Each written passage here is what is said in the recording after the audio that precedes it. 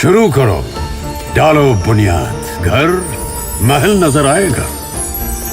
Wonder लाइए, wonder अपनाइए, फर्क नजर आएगा। वंडर सीमेंट, फर्क नजर आएगा। नमस्कार, मैं हूं रविंद्र जैन और आप देखना शुरू कर चुके हैं सबकी खबर। मध्य प्रदेश में इस समय विधानसभा के दो जगह उपचुनाव चल रहे हैं। एक श्योपुर जिले के विजयपुर में और दूसरा सीहोर जिले के बुदरी में। आप जानते हैं कि बुदरी में पिछले जो विधानसभा चुनाव थे उसमें शिवराज सिंह चौहान विधायक चुने गए थे, भारी बहुमत से विधायक चुने गए थे। और अब चूंकि वो केंद्र में मंत्री हैं, वो विदिशा से सांसद बन चुके हैं, तो उनकी जो सीट खाली हुई है उस पर वहाँ चुनाव हो रहे हैं। और इसी प्रकार से ग्वालियर चंबल संभाग में जो श्योपुर है, श्योपुर का जो विजयपुर है, वहाँ से कांग्रेस के टिकट पर रामनिवास रावत चुनाव जीते थे, लेकिन बाद में वो बीजेपी में आ गए हैं और अब भारतीय जनता पार्टी वहाँ उनको उपचुनाव में भारतीय जनता पार्टी ने उतार दिया है।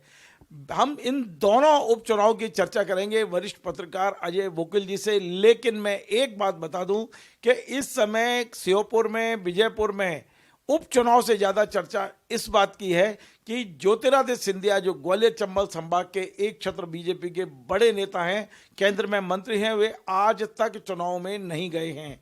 वे भी नहीं गए हैं और ना ही उनके समर्थकों ने अभी तक वहां कोई चुनाव प्रचार किया है।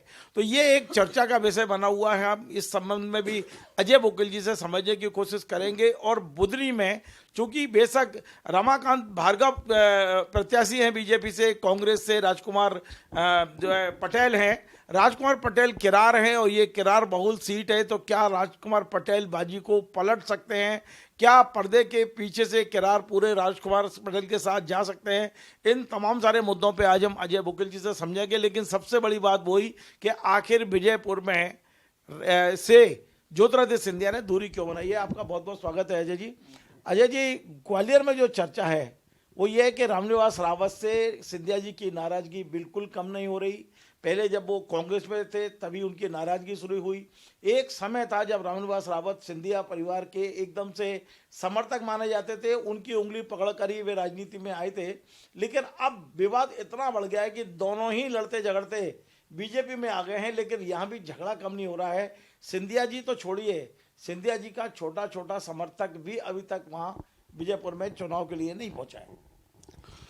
देखिए, जैसा आपने कहा कि पहले रामनिवास रावत सिंधिया समर्थक ही थे, वो इनको राजनीति में लाए थे। लेकिन बाद में जिस तरह से सिंधिया जी अपने 22 समर्थकों के साथ बीजेपी में चले गए, लेकिन उस वक्त रामनिवास रावत ने उनका साथ नहीं दिया। तो निश्चित रूप से ये कसक उनके मन में रही होगी कि जब जिस घड़ी में वो बगावत कर रहे थे और बीजेपी में जाने वाले थे, उस समय उस संकट की घड़ी में या परीक्षा की घड़ी में कहूँगा मैं उसको, उस समय रामनिवास रावत ने कांग्रेस पे रहना बेहतर समझा। और हालांकि उसके बाद कांग्रेस सरकार कुछ समय के लिए बन भी गई और वो उनको थोड़ा बहुत फ़ायदा भी हुआ। लेकिन बाद में रामनिवास रावत के साथ जो सलूक हुआ कांग्रेस के अंदर, क्योंकि उनकी स्थिति कटी पतंग जैसी हो गई, क्योंकि वो सिंधिया खेमे के थे, वो सिंधिया खेमे को पूरी तरह से साइडलाइन किया जा रहा था।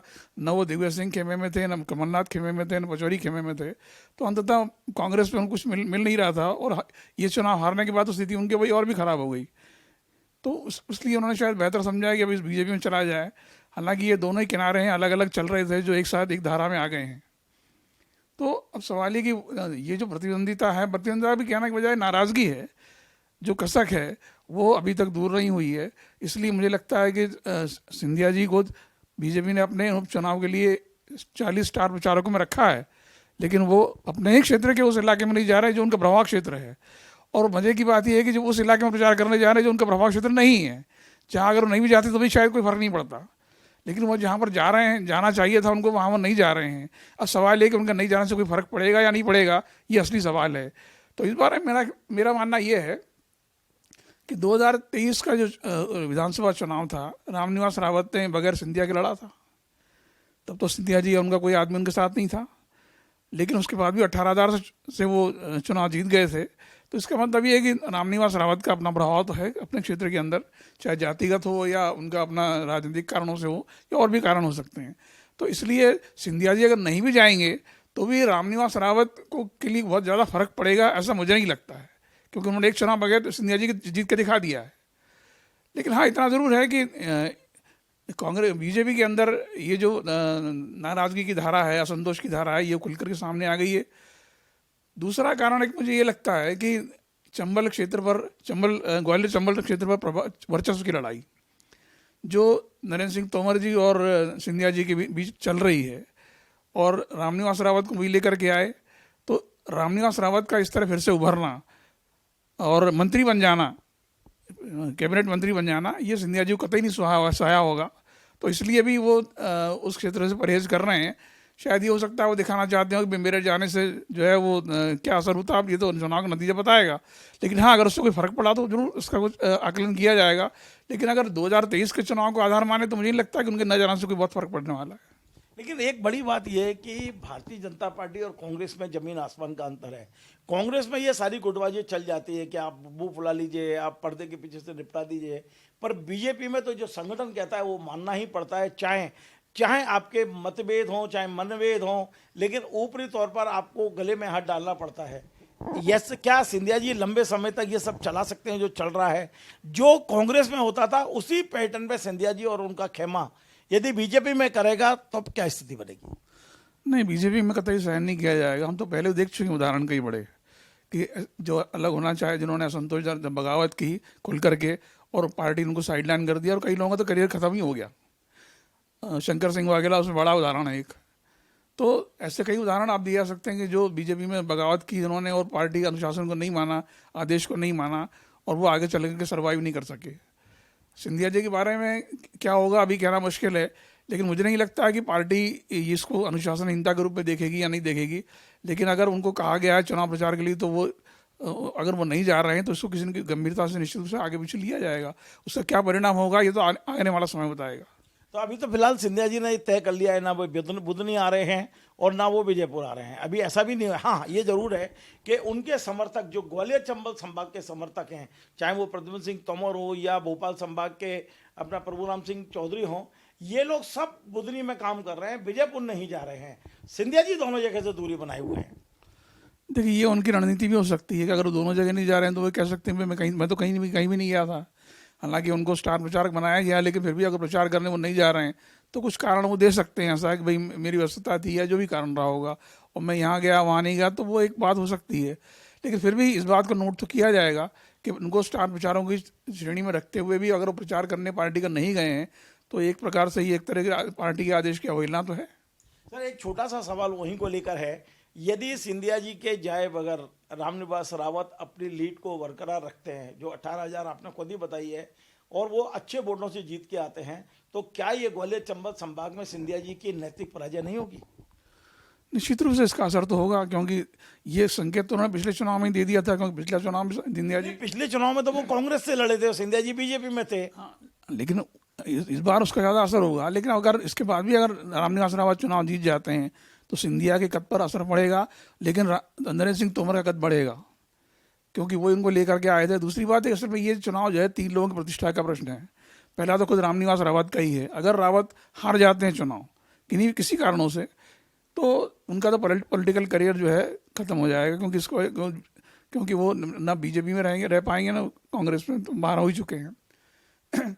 दूसरा नरेंद्र सिंह तोमर के लिए है, क्योंकि वो उनको लेकर के आए थे और उन्होंने टिकट दिलवाया और उन्होंने मंत्री बनवाया है, तो उनकी प्रतिष्ठा का प्रश्न भी है। क्योंकि ग्वालियर चंबल संभाग में वो सिंधिया के आने के बाद उनका असर निश्चित रूप से कम हुआ है। ये कसक उनके मन में भी है। तो रामनिवास रावत को जितवा करके थोड़ी सी कम होगी। तीसरी प्रतिष्ठा का प्रश्न खुद सीएम मोहन यादव के लिए है, क्योंकि उन्होंने अनुसम्मति दी, मंत्री उन्होंने बनाया है, तो तीसरे नंबर पर वो आते हैं। लेकिन सबसे पहला सवाल तो रामनिवास रावत का ही है, और दूसरा नरेंद्र सिंह तोमर का मेरे ख्याल सबसे ज़्यादा महत्व है। हाँ, सिंधिया अगर नहीं जाते हैं और फिर वो चुनाव जीत जाते हैं तो सिंधिया को सोचना पड़ेगा कि अब उनका असर अपने ही क्षेत्र में घटता चला जा रहा है, तो आगे फिर क्या होगा। सर, इसी सवाल को पलट लेते हैं, यदि सिंधिया जी नहीं जा रहे हैं और रामनिवास चुनाव हार जाते हैं, तब भी सिंधिया जी का ही बुराई का ही नुकसान होगा, क्योंकि आरोप लगेगा कि वो उन्होंने सैबोटेज किया। हाँ, निश्चित रूप से यहाँ तो चिटमी मेरी पटमी मेरी वाला स्थिति है। तो अगर वो नहीं हो सकता है, हालांकि अभी चुनाव प्रचार तो अभी अगले 5-7 दिन 8 दिन 13 को वो है, कल 8 तारीख खत्म हो गई है और 9-10 तक प्रचार 1-2 दिन बचे हैं केवल। हो सकता है आगे वो चले जाए तो कहना मुश्किल, लेकिन अभी तक ऐसा कोई कार्यक्रम मेरे ख्याल से तो नहीं बनाया कि उनका जाने का। लेकिन अगर नहीं जाएंगे तो निश्चित रूप से नुकसान तो नहीं को होने वाला ज़्यादा। मतलब रामनिवास चुनाव जीतें या हारें, सिंधिया जी की राजनीति प्रभावित होगी। निश्चित रूप से उसको उसी रूप में लिया जाएगा मेरे ख्याल से, क्योंकि उनके प्रभाव के रूप में। चलिए मैं थोड़ा सा आपको बुधनी लेके आना चाहता हूं। बुधनी में आपने के पास क्या रिपोर्ट है, क्योंकि भोपाल से लगा हुआ है और इस बार जो राजकुमार पटेल हैं कांग्रेस में, उनका भविष्य तय होगा इस बार। यदि इस बार वो चुनाव हारते हैं तो मुझे लगता है कि उनका राजनीतिक वनवास में फेंक दिए जाएंगे कांग्रेस में, जैसी कि चर्चा है। और वहाँ ये भी चल रहा है कि पहली बार बीजेपी के लोगों में इतनी गुस्सा देखी जा रही है, लेकिन केवल शिवराज जी ने वहाँ डेरा डाल दिया है और शिवराज जी की प्रतिष्ठा दांव पे लगी है। तो क्या रिपोर्ट है, आपको क्या लगता है? देखिए, बुधनी बीजेपी हारेगी इसकी संभावना तो नहीं के बराबर है। शिवराज जी वहाँ से 1 लाख से वोटों ज़्यादा जीते थे, तो उसका उनका प्रभाव था, वो अलग बात है। लेकिन रमाकांत भार्गव उन्हीं के प्रत्याशी हैं, तो उनका हारना जीतना शिवराज जी की प्रतिष्ठा का सवाल बन चुका है। उन्होंने इसलिए डेरा डाला हुआ है कि भाई उनको जितवाना किसी हाल में। लीड कम हो सकती है, लेकिन वो हारेंगे इसकी बात संभावना बहुत कम है। एक किरार वोटों की जो बात आपने कही कि भाई वहाँ किरार बहुल सीट है वो, और राजकुमार पटेल भी किरार है और शिवराज सिंह चौहान भी किरार हैं, तो ये मान लेना कि सारे किरार राजकुमार पटेल की तरफ हो जाएंगे, ये तो गलती होगी बहुत बड़ी। शिवराज जी का अपना प्रभाव अपनी जाति में भी है और अपने क्षेत्र में तो है ही कर उनका प्रभाव, तो वो सीट हाथ से जाने देंगे। क्योंकि अगर रमाकांत भार्गव हार जाते हैं तो कार्तिकेय चौहान के भी भविष्य पर असर पड़ने वाला है। आप ये इसको इस रूप में अजय जी, एक बड़ा महत्वपूर्ण सवाल इस बीच में ऐसा उभर कर सामने आ रहा है। दरअसल बुधनी में किरारों के बाद ब्राह्मणों की संख्या भी कम नहीं है, बड़ी संख्या में वहाँ ब्राह्मण हैं। और हमने देखा कि जो शिवराज सिंह चौहान पिछले 8 महीने से दीपक जोशी की बीजेपी में वापसी का विरोध कर रहे थे, कल उन्होंने अंततः दीपक जोशी को मंच पे बुला के गले लगाया, उनको ज्वाइन कराया। तो क्या शिवराज जी भी इस समय डरे हुए हैं बुधनी में, जो उन्हें ब्राह्मण वोटों के लिए दीपक जोशी को कल ज्वाइन कराना पड़ा? देखिए, कॉम्प्रोमाइज़ तो करना पड़ रहा है शिवराज जी को, इसमें कोई शक नहीं है। आपने ऐसे कहा कि ब्राह्मण वोटों के किरारों के बाद ब्राह्मण सबसे बड़ी संख्या में वोट हैं, और दीपक जोशी को लाने से बीजेपी को कितना फायदा होगा ये तो कहना मुश्किल है। लेकिन हाँ, ये जरूर है कि ब्राह्मण चेहरा पार्टी में वापस आ गया है, और चूंकि उनके दीपक जोशी ज़्यादा उनके पिताजी का प्रभाव था, तो उसका कुछ असर हो सकता है कि ब्राह्मण वोटों को लामबंद करने में वो कोई योगदान करें। लेकिन फिर भी इसके बावजूद, इस तमाम नाराज़गियों के बावजूद, वो बेसिकली बीजेपी की सीट है, और मुझे नहीं लगता कि वो वाली 10-20 हज़ार से जीते हैं, वो अलग बात है। लेकिन ये है कि वो हारेगी इसकी संभावना बहुत कम है। हाँ, जहाँ तक राजकुमार पटेल की बात आपने कही, तो राजकुमार पटेल पिछले 2-3 चुनाव लगातार हार चुके हैं। ये चुनाव एक तरह से आखिरी चुनाव होगा। अगर वो जीते तो बहुत बड़ी अच्छी बात है, लेकिन अगर हारे तो निश्चित रूप से उनके लिए आगे कोई संभावना बचेंगी नहीं। हो सकता है आगे चल के खुद ही बीजेपी में आ जाएं। सर, ये आखिरी सवाल मेरा ये है कि इन 2 उपचुनाव के बीच में ही कांग्रेस ने अपनी कार्यकारिणी की घोषणा की है, और उसे लेके भी आप देख रहे हैं कि लगातार विरोध के स्वर उठते रहे हैं। तो ये जो कार्यकारिणी की घोषणा बीच में करना, क्या ये जीतू पटवारी का एक बहुत बड़ा कमजोर पॉइंट है, जिसका फायदा और नुकसान दोनों इसमें हो सकता है? ये समझना बहुत मुश्किल है कि जो कार्यकारिणी 10 महीने से घोषित नहीं हो पाई थी, लोकसभा चुनाव के पहले घोषित नहीं हो पाई थी, उपचुनाव के पहले घोषित, 2 उपचुनाव के पहले, एक उपचुनाव के पहले नहीं घोषित हो पाई थी, वो 2 उपचुनाव के दौरान क्यों घोषित हुई है। तो कांग्रेस के अंदर अंतरकलह जबरदस्त ढंग से जारी है। जीतू पटवारी ने जो कार्यकारिणी बनाई, पहली लिस्ट आई, उसको लेकर के भारी नाराजगी थी। फिर दूसरी एक और जोड़ लिस्ट जारी की गई, उसको लेकर और ज़्यादा नाराजगी बढ़ गई। तो सवाल ये है कि आखिर हाईकमान जो है आखिर देख क्या रहा है। पहली लिस्ट को बगैर सोचे समझे या बगैर क्रॉस फीडबैक लिए, क्रॉस चेक किए, उसको मंजूरी दे दी गई। फिर 2 दिन बाद दूसरी जारी कर दी गई, फिर उसको मंजूरी दे दी गई। उसके बाद ये कि इस्तीफों की झड़ी लगी हुई है, 7-8 इस्तीफे अभी तक हो चुके हैं। तो कोई उस पर ध्यान दे रहा है इसको लेकर? मुझे तो नहीं लगता है कांग्रेस में वो गंभीरता से कोई इसको ले रहा है। हाँ, जीतू पटवारी का भविष्य दांव पे लगा हुआ है। अगर ये 2 उपचुनाव भी हार जाते हैं तो सवाल ही उठेगा कि आखिर जीतू पटवारी को बनाने से फायदा क्या हुआ। चलिए, बहुत बहुत धन्यवाद। तो आप थे अजय बोकिल जी। आज हमने बहुत सारे मुद्दों पे बात की है। पूरे हमारे दर्शक लंबे समय से हमसे कह रहे थे कि विजयपुर और बुधनी का हाल भी बताइए, तो आज हमने उन मुद्दे पे बात की है। हम चूंकि स्वयं दोनों क्षेत्रों में नहीं जा पाए हैं, लेकिन एक ऐसे जानकार, एक ऐसे व्यक्ति से आज हमने बात कराई है जो दोनों क्षेत्रों पर की नब्ज पर हाथ रखे हुए हैं। आज बहुत सारी डिटेल उन्होंने कहा है। आज सबसे बड़ी बात जो हुई है वो ये हुई है कि यदि सिंधिया जी विजयपुर नहीं जाते हैं और रामनिवास चुनाव जीतते हैं तब भी सिंधिया जी का नुकसान है, और रामनिवास रावत चुनाव हारते हैं तब भी सिंधिया जी का नुकसान है। तो इस बात को जरा सिंधिया जी को गौर से सुनना और समझना चाहिए कि कौन सी राह पर वो गए हैं और किस राह पर वे आगे बढ़ गए हैं। जहाँ तक बुधनी का सवाल है, या कोई भी जीते या हारे, यहाँ परिणाम सीधे सीधे शिवराज सिंह चौहान से जुड़े हुए हैं। बुधनी में यदि जीत का अंतर बीजेपी का कम होता है तब भी शिवराज जी ही उसके लिए जिम्मेदार होंगे, क्योंकि पूरी तरह ये जो टिकट दिया गया है रमाकांत भार्गव जी को, वो शिवराज जी के कहने पर दिया गया है, शिवराज जी ने ही दिलाया है। और चुनाव भी वहाँ ऐसा लगता है कि बेशक चेहरा रमाकांत हो, लेकिन चुनाव तो शिवराज सिंह चौहान ही लड़ रहे हैं। लेकिन अब ये किरार और ब्राह्मण वोट क्या किस तरफ जाते हैं, पूरा चुनाव वहां जाके टिक गया है। इस चुनाव में बुधनी में राजकुमार पटेल का भी भविष्य अब एक तरह से तय होगा कि वो राजनीति में रहेंगे या राजनीतिक बियाबान में चले जाएंगे। आपको हमारा कार्यक्रम पसंद आए तो आप इसे शेयर करें, लाइक करें, कमेंट करें, और आपसे बार बार निवेदन है हमारे इस चैनल को सब्सक्राइब अवश्य करें। धन्यवाद। शुरू करो, डालो बुनियाद, घर महल नजर आएगा। वंडर लाइए, वंडर अपनाइए, फर्क नजर आएगा। वंडर सीमेंट, फर्क नजर आएगा।